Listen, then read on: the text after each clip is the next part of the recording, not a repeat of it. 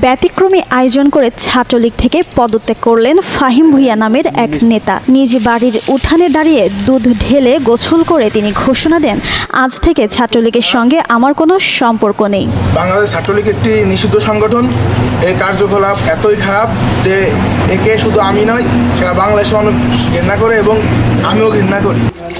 অবাক করার মতো ব্যাপার হলো 2021 সালে যখন ইউনিয়ন ছাত্রলীগের কমিটি গঠিত হয় তখন ফাহিম ছিল ষষ্ঠ শ্রেণীর শিক্ষার্থী।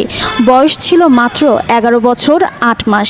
ওই বয়সেই তিনি কমিটিতে সাংগঠনিক সম্পাদক পেয়ে যান। তার উপর পদপ্রাপ্তি নিয়েও প্রশ্ন তুলেছেন অনেকেই। এদিকে এ নিয়ে সামাজিক যোগাযোগ মাধ্যমে চলছে নানা আলোচনা ও সমালোচনা।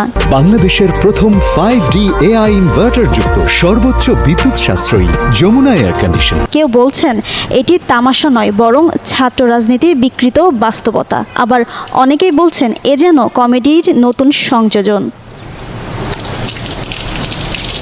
গত বৃহস্পতিবার বিকেলে গোপালগঞ্জ সদর উপজেলার চন্দ্র দিঘলিয়া ইউনিয়নে এ ঘটনা ঘটে।